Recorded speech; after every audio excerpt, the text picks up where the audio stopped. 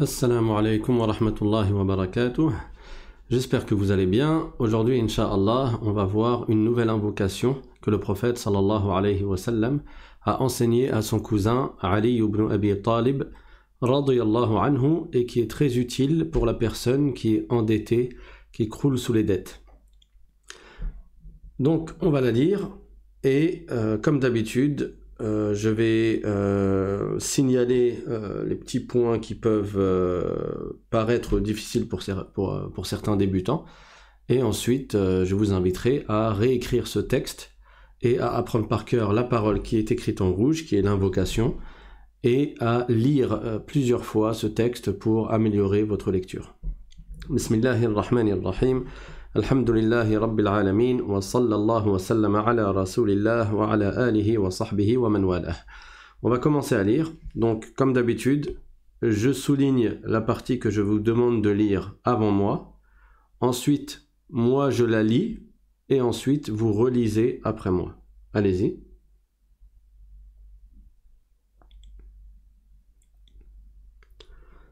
Qala Ali ibn Abi Talib. Quand tu t'arrêtes sur un soukoun, même s'il y a une voyelle à la fin de la dernière lettre du mot. Répétez. Qala Ali ibn Abi Talib.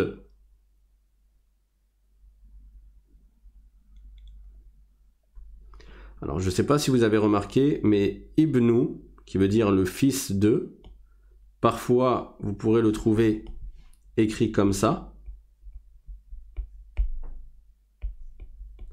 Et parfois, vous le verrez écrit comme ça. C'est-à-dire sans le alif avant. Et ça, c'est une règle que l'on verra plus tard, Inch'Allah. Ce n'est pas une erreur. Dans certains cas, il est écrit avec un alif devant. Et dans d'autres cas, il est écrit sans alif devant. Donc, Qala Ali ibn Abi Talib, c'est-à-dire Ali ibn Abi Talib a dit. Qala, c'est le verbe dire. Lisez ça.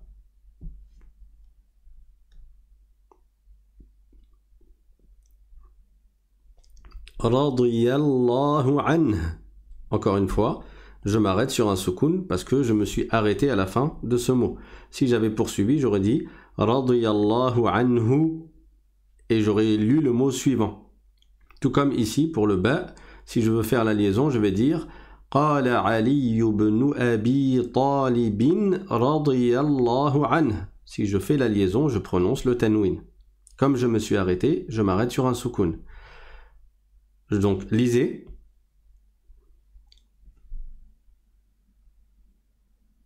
Radiyallahu anhu. Je reprends la phrase depuis le début et vous allez la lire après moi. Qala Ali ibn Abi Talibin radiyallahu anhu. À vous.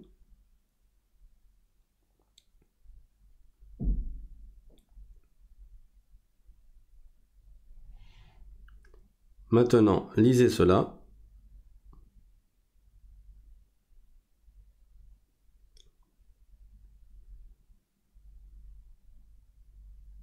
Alors, je vais vous faciliter, je vais vous mettre une fatha ici, que je n'ai pas écrite, et je vais expliquer pourquoi je ne l'ai pas écrite.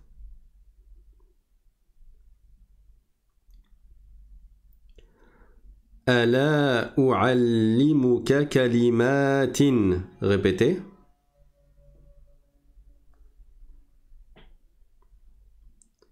Ala u'allimuka kalimatin. J'insiste sur les prolongations. Comme d'habitude, ne les négligez pas, elles sont importantes. Chaque prolongation doit être prononcée. Ala u'allimuka kalimatin. À vous.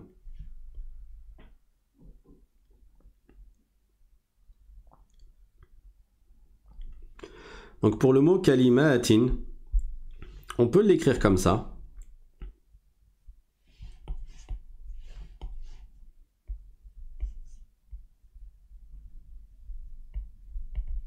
Là, vous voyez bien qu'il y a le kaf, le lam, le mim, le alif et le ta.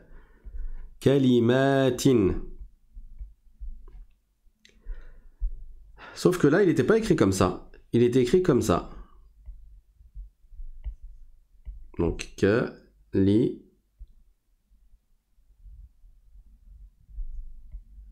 kalimatin. Et ça, je vous en avais déjà parlé avant, d'ailleurs même dans le cours précédent. Le mime, dans certains cas, il va s'écrire avec juste un petit trait qui descend vers en bas à droite, et après ça repart. Ça, c'est un mime.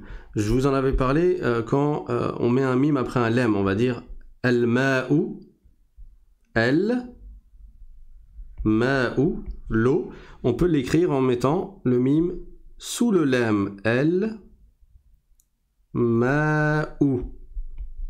Et cette petite partie-là, qui est un petit trait oblique comme ça, qui descend en bas à droite, c'est la lettre mime.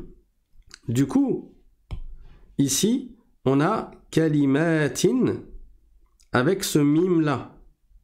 Pourquoi j'ai pas mis la fatha au-dessus? Parce que quand je tape à l'ordinateur et que je mets la fatha par-dessus, ça me transforme le mime et ça me le remet normalement, ça me le remet comme ça. Et moi, je voulais volontairement vous faire lire le mot avec ce mime-là pour que vous puissiez vous y habituer. Parce qu'on le trouve souvent dans les textes. Mais en réalité, il y a une fatha au-dessus du mime. D'accord? Donc vous la rajouterez. C'était pour mettre cette écriture du mime que voici. Ala u'allimuka kalimatin. À vous.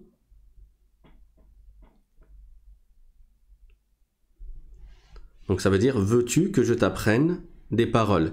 En fait, l'imam Ali, radiyallahu anhu, il parlait à un homme qui est venu se plaindre à lui parce qu'il devait comme rembourser une certaine somme et il n'avait pas les moyens de payer cette somme. Il devait payer une certaine somme à quelqu'un et il n'avait pas les moyens de la payer. Alors l'imam Ali radiyallahu anhu lui a conseillé de réciter des paroles et il lui a dit Ala u'allimuka kalimatin, ça veut dire souhaites-tu que je t'apprenne des paroles? Lisez la suite. Alors, je vais juste vous mettre ce mot-là à lire parce qu'il est un peu complexe.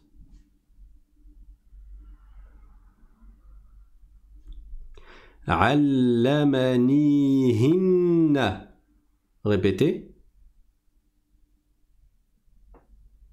Donc le noun, on le prolonge, on va dire ni, et après on a un ha, et là j'ai oublié de mettre une kasra ici, je la remettrai inch'Allah. Allamanihinna.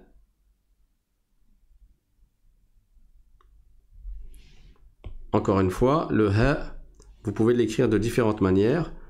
On peut l'écrire comme ça.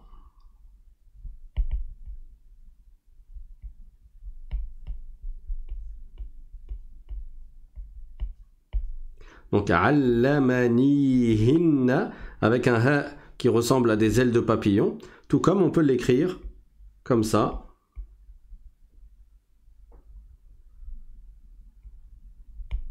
Avec le ha qui descend vers le bas. Allamanihinna. Les deux ha sont valables et dans les textes qui sont tapés à l'ordinateur, vous trouverez parfois le ha écrit comme ceci et parfois vous le trouverez écrit comme cela. Dans cette police d'écriture, comme vous l'avez remarqué dans les cours précédents, on trouve souvent ce ha là. Mais dans d'autres polices d'écriture, on trouvera plutôt celui-là. Allamanihinna. Lisez la suite. Donc,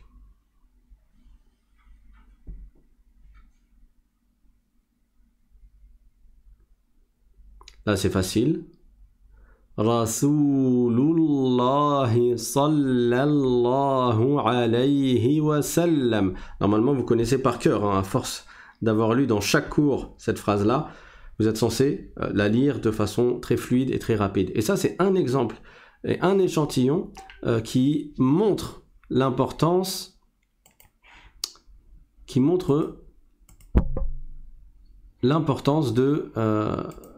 de lire souvent.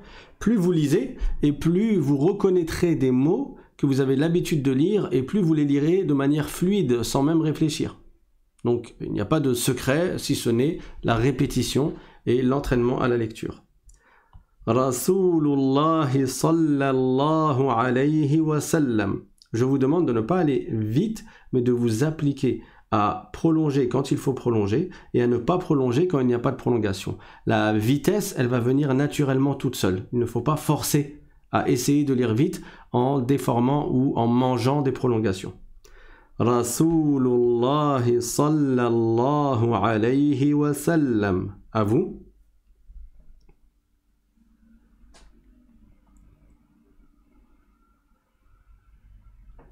On reprend la phrase. ألا أعلمك كلمات علمنيهن رسول الله. Lisez jusque-là.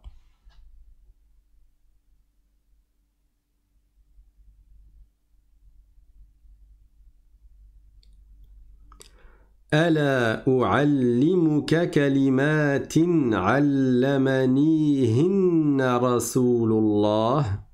À vous.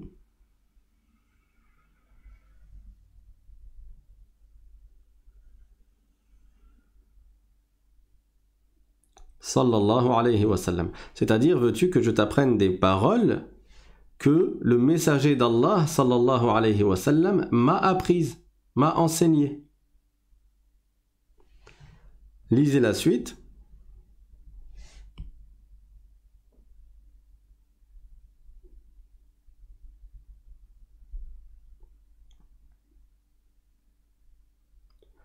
لو كان عليك مثل جبل دينا.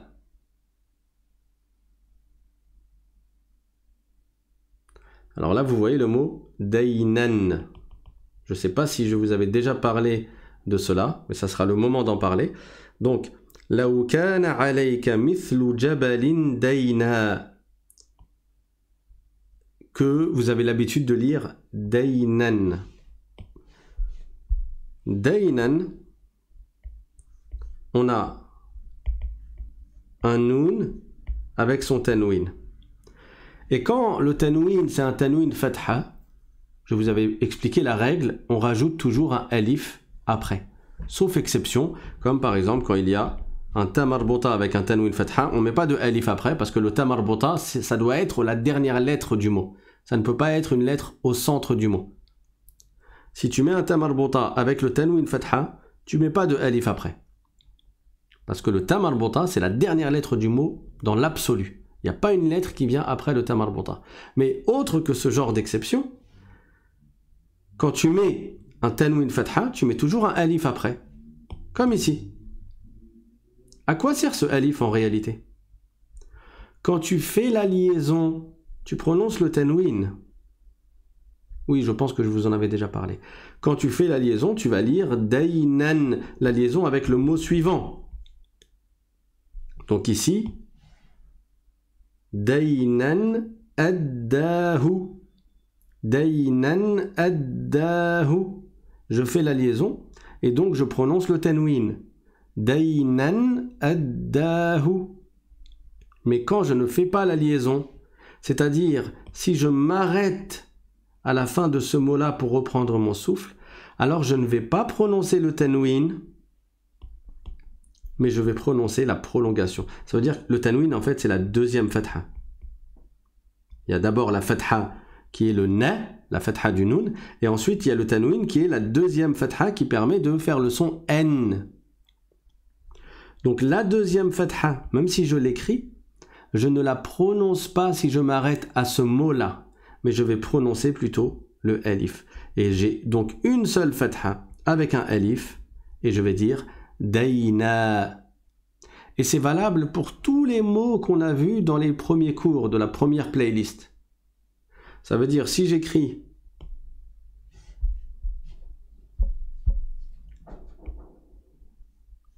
jabalan, en réalité, je lis le mot jabalan uniquement s'il y a un mot après et que je fais la liaison. Par exemple, je vais dire jabalan min dhahab, une montagne en or. Jabalan min, jabalan min. Je dis jabalan parce que je fais la liaison avec le mot suivant. Mais si jamais je m'arrête au mot jabalan, je ne le lis pas jabalan. Mais je vais lire comment? Allez-y, dites-le. Jabala, jabala, jabala. Autre exemple. Si je prends le prénom Zayd et que je lui mets un tanwin fatha. Zayd, c'est un prénom arabe. Je vais dire Zaydan. Mais je ne lis Zaydan, c'est-à-dire je ne lis le tanwin que s'il y a un mot après et que je fais la liaison avec ce mot. Par exemple, si j'écris Ra'aytu Zaydan fil bayt. Ça veut dire j'ai vu Zayd à la maison, dans la maison. Là, le mot Zaydan, il est en plein milieu d'une phrase. Je ne m'arrête pas dessus, mais je vais faire la liaison avec fi, le mot d'après. Et donc je dis Zaydan fi, Zaydan fi. Donc je prononce le tanwin parce que je fais la liaison avec le mot d'après. Par contre, si jamais je me contente de dire j'ai vu Zaydan, donc je vais écrire Ra'aytu Zaydan. En réalité, je ne suis pas censé ici prononcer le tanwin. Je ne vais pas dire Ra'aytu Zaydan, mais je vais dire, allez-y, dites-le. Ra'aytu Zayda. Ra'aytu Zayda. Donc, je ne prononce pas le tanwin, qui est la deuxième fatha, mais je prononce le alif. Et ça, c'est à vous de jouer entre les deux façons de faire en fonction de votre lecture, en fonction de vos arrêts dans la phrase. Si tu t'arrêtes à Zaydan, tu vas dire Zayda, mais si tu ne t'arrêtes pas dessus, mais tu vas lire directement le mot suivant, tu vas dire Zaydan. Et ça, c'est une règle qui est importante à connaître parce que on l'utilise beaucoup dans le Coran. Il y a beaucoup de mots dans le Coran qui se terminent par un tanwin fatha. Si tu fais la liaison avec le mot suivant, tu vas lire le tanwin. Par contre, si tu ne fais pas la liaison avec le mot suivant, tu vas t'arrêter dessus. Tu vas t'arrêter dessus sur le alif sans prononcer le tanwin. D'accord ? Très bien. Donc là, comme on s'arrête sur Dainan, pour reprendre notre souffle, on va relire la phrase. Lisez-la.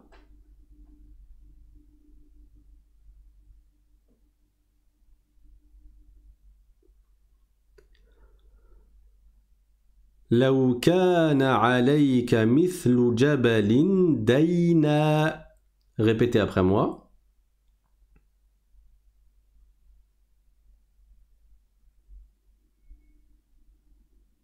Et maintenant, lisez cette phrase.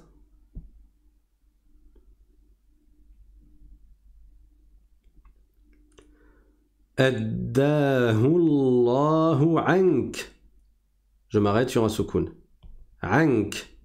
Lisez-la. Je répète. Addahu. Attention à la shadda, puis à la prolongation. Addahu Allahu. Donc le ha, je fais la liaison directement avec le lam. Le alif, c'est un alif que l'on ne prononce pas quand on fait la liaison. Addahu Allahu. Je dis pas addahu Allahu, mais je dis addahu Allahu ank. Allez-y.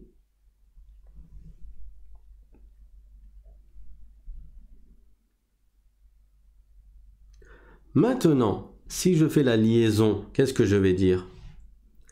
لو كان عليك مثل جبل دينا أداه الله عنك.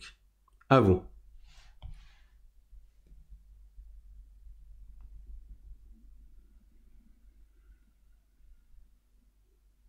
Je répète. لو كان عليك مثل جبل دينا أداه الله عنك.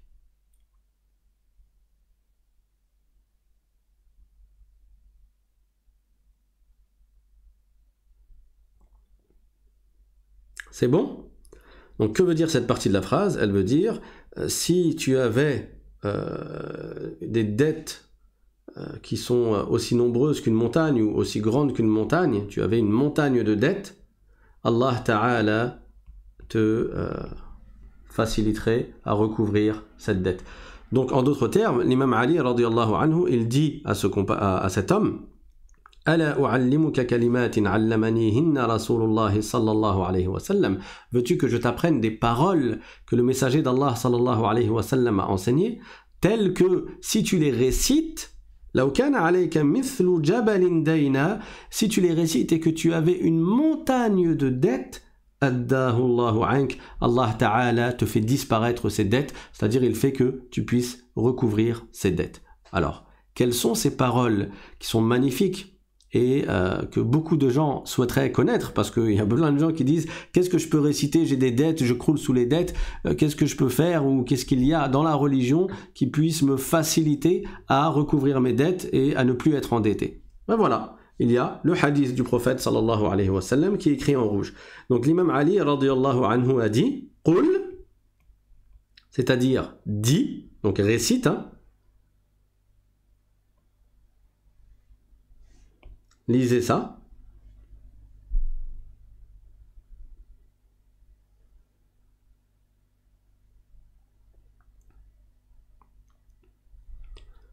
Allahumma, comme d'habitude. Allahumma, ça veut dire Ya Allah. Donc dedans, il y a le mot Allah. Et le mot Allah, il y a une prolongation, même si elle n'est pas écrite explicitement. Vous savez que le lemme ici, on le prolonge. Et c'est pour ça, des fois, on voit ce petit alif au-dessus de la shadda qui indique la prolongation. Et des fois, on ne l'écrit pas, mais c'est sous-entendu, c'est très connu.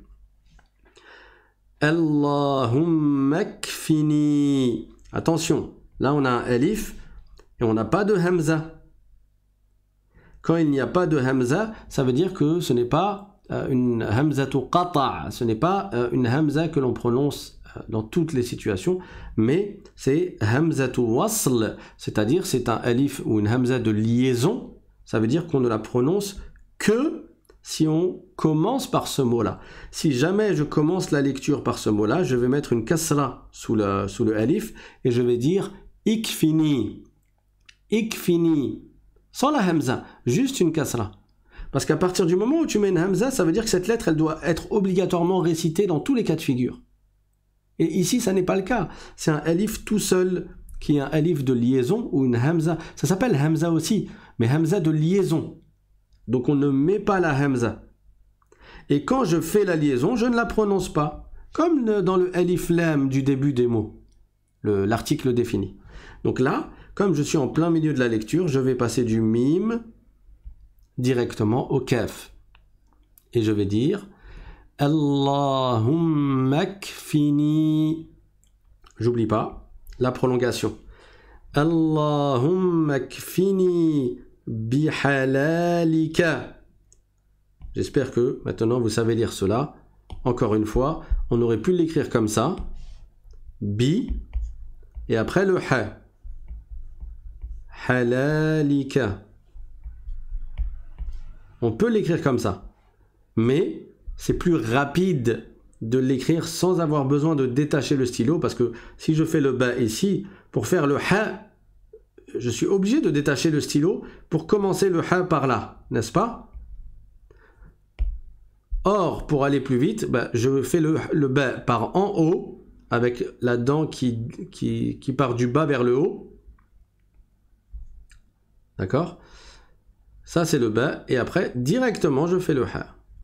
Donc, le point du ba, je le mets en dessous des deux lettres, et ça donne bi, ha, la, lika. Donc ça, normalement, vous devez maîtriser. Allahumma kfini bihalalika an haramik. Je m'arrête sur un soukoun. Ça doit être une habitude chez vous maintenant. Donc je ne dis pas an haramika si je m'arrête. Je dis an haramik. Et ça, c'est une virgule. Lisez, hein.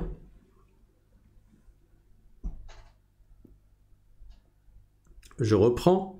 Allahumma kfini bihalalika an haramik. À vous.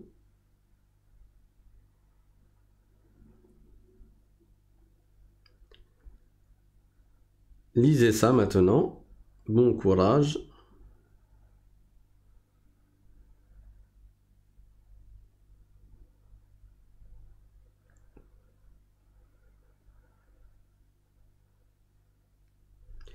Wa aghnini. Attention, c'est un rain, c'est pas un kha. À ce stade-là, normalement, vous savez faire la différence entre les deux. Sinon, je vous invite à réviser la première playlist dans laquelle on explique les différentes lettres, une par une.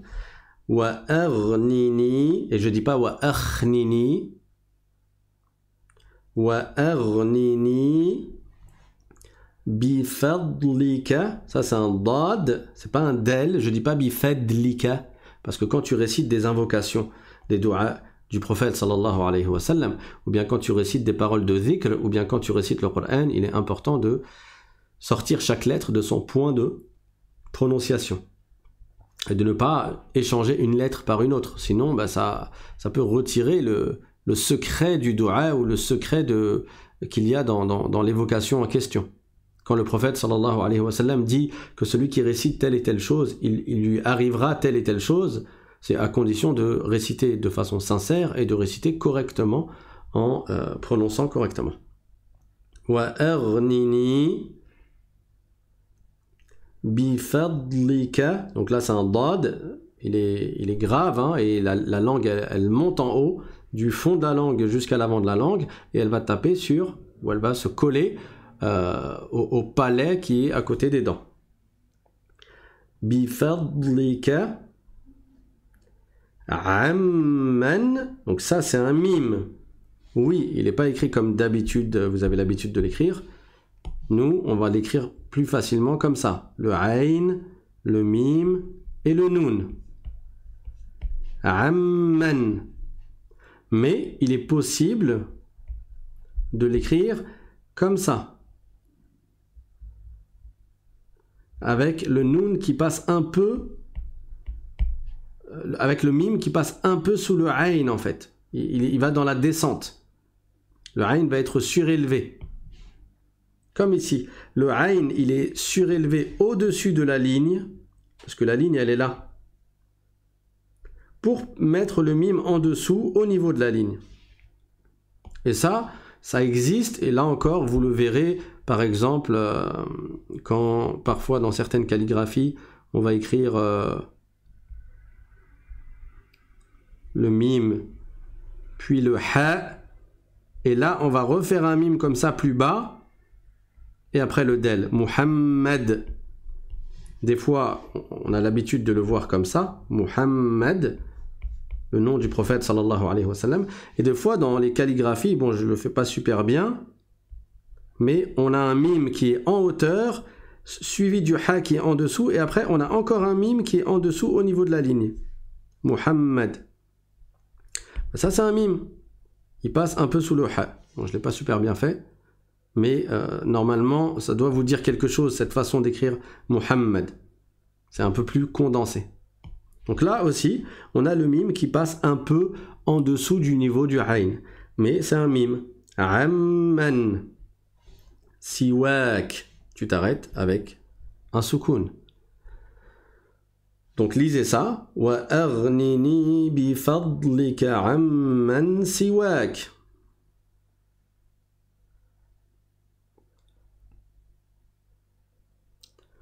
Wa aghnini bi fadlika amman siwak.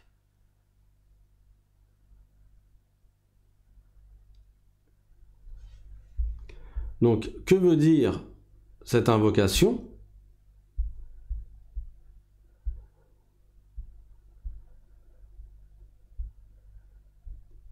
Allahumma kfini bi halalika an haramik. Ça veut dire, oh Allah, fais-moi me suffire de ton halal de sorte à m'épargner ton haram.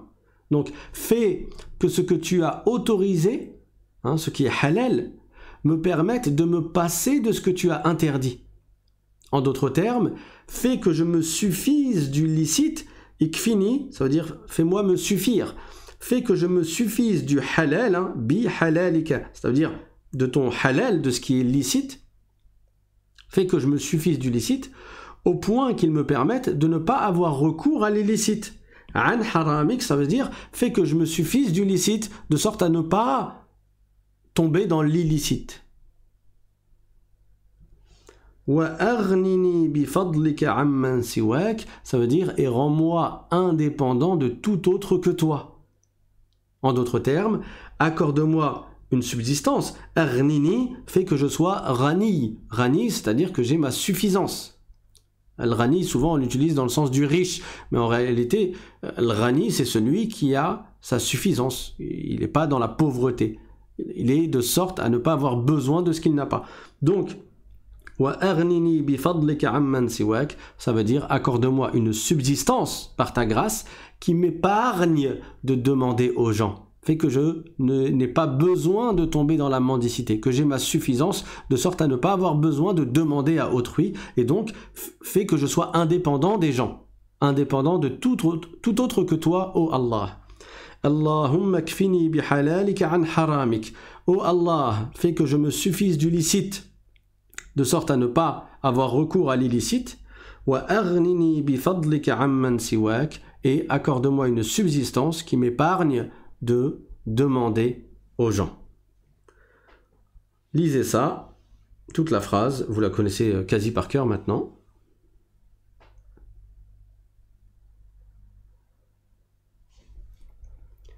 رواه الترمذي وقال حديث حسن.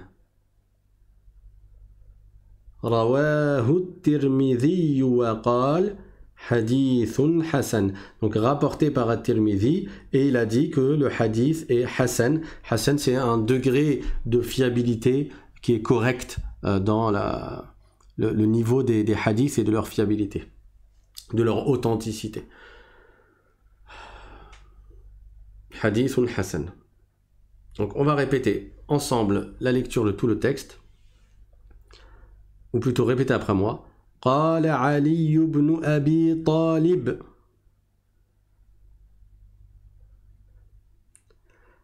رضي الله عنه ألا أعلمك كلمات علمنيهن رسول الله صلى الله عليه وسلم. Ou bien vous voulez que je vous coupe allez, je vais couper. ألا أعلمك كلمات علمنيهن رسول الله صلى الله عليه وسلم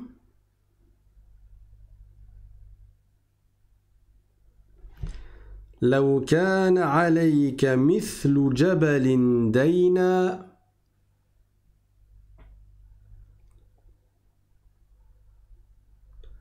أداه الله عنك.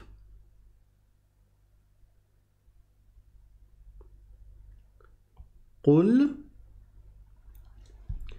اللهم اكفني بحلالك عن حرامك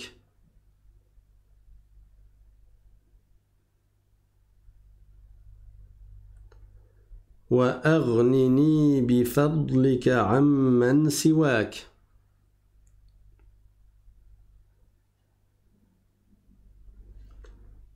رواه الترمذي وقال حديث حسن. Ok, donc répétez maintenant avec moi ou après moi le dua pour commencer à l'apprendre par cœur, Inch'Allah. Allahumma kfini bihalalika an haramik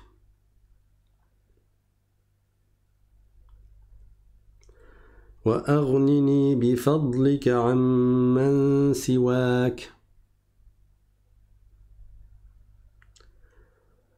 اللهم اكفني بحلالك عن حرامك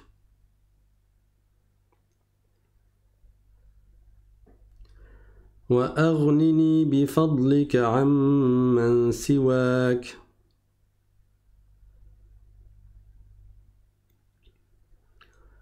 اللهم اكفني بحلالك عن حرامك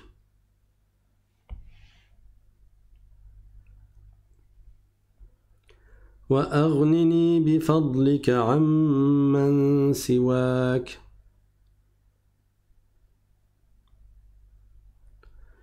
اللهم اكفني بحلالك عن حرامك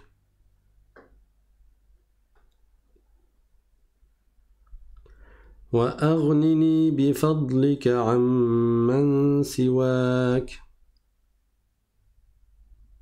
Alors tu peux dire Amman siwak en lisant de façon normale et tu peux lire avec les règles de tajwid en faisant un irfa ici en disant Amman siwak. Les deux sont valables. Répétez maintenant en même temps que moi. Lisez avec moi. Allahumma kfini bihalalika an haramik wa aghnini bifadlika amman siwak.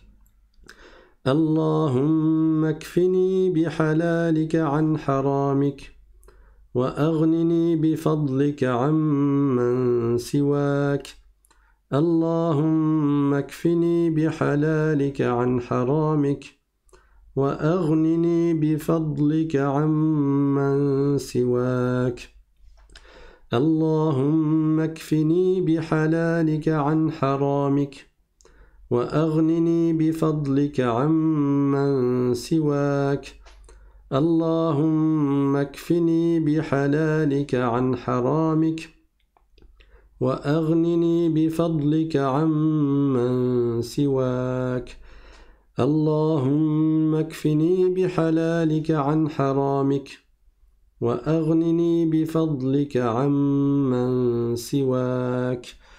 On va s'arrêter là, Inch'Allah. Je vous invite à écrire ce texte 10 fois, chaque fois que vous le lisez, ou plutôt chaque fois que vous l'écrivez. Après l'avoir écrit, vous le lisez en entier. Si vous buguez sur certains mots, vous allez les répéter jusqu'à lire de façon fluide. Ensuite, vous écrivez une deuxième fois, vous le lisez une deuxième fois, vous écrivez une troisième fois, vous le lisez une troisième fois, et ainsi de suite, jusqu'à l'avoir écrit 10 fois, pour ceux qui ont la possibilité. Ceux qui ne sont pas capables ou ils n'ont pas le temps de l'écrire 10 fois, écrivez-le 7 fois. Ceux qui ne peuvent pas 7 fois, ils l'écrivent 5 fois. Ceux qui ne peuvent pas 5 fois, ils l'écrivent 3 fois. Rappelez-vous la règle, ma la yudraku kulluhu, la yutraku julluhu. C'est pas parce que tu n'es pas capable de faire une chose dans sa totalité que tu vas la délaisser complètement. Tu fais tout ce que tu peux, tu fais le maximum. Donc, chacun a son rythme et chacun en fonction du temps qu'il a de disponible pour s'entraîner à écrire et à lire. Et vous apprenez par cœur ce doua, et je vous invite à apprendre par cœur les douas au fur et à mesure que je vous les donne. Les leçons, il n'y en a pas 36 par jour, hein. On en fait assez rarement ces derniers temps, et là on va reprendre le rythme, comme je vous ai dit, de 2 cours par semaine. N'attendez pas que les cours s'accumulent en vous disant je les apprendrai plus tard quand j'en aurai plein. Ceux qui font ça en général, ils apprennent rien du tout. À chaque fois que vous avez le cours, profitez-en pour apprendre le doua, et comme ça vous permettra de connaître plein de doua à réciter dans votre prosternation. Beaucoup de gens disent oui, j'ai envie de faire des doua, mais est-ce que je peux les faire en français dans la prosternation? Je reçois beaucoup cette question. Là, vous avez la possibilité d'apprendre des doua du prophète sallallahu alayhi wa sallam en arabe et d'avoir un certain panel de doua, si je puis dire, ou une quantité qui ne fait que s'accroître d'invocations que vous pourrez réciter dans vos prosternations. Barakallahu fikum. Je rappelle pour ceux qui sont nouveaux parmi vous que vous pouvez vous inscrire pour recevoir le lien des cours quelques minutes avant chaque cours par WhatsApp. Il suffit d'envoyer un mail à l'arabe.simplement@gmail.com. Donc l'arabe, LARABE.simplement@gmail.com. Et dans la description de la vidéo, vous avez un lien qui vous mène vers le fichier qui est sous vos yeux. Donc le fichier PDF où il y a tous les cours et les doua. Il est disponible gratuitement dans la description de la vidéo. Et vous avez accès à cette description en cliquant sur la flèche qui est à côté du titre de la vidéo. Et il y a un autre lien pour ceux qui veulent faire un don. Barakallahu fikum. وآخر دعوانا أن الحمد لله رب العالمين وصلى الله وسلم على سيدنا محمد وعلى آله وصحبه الطيبين الطاهرين والسلام عليكم ورحمة الله وبركاته.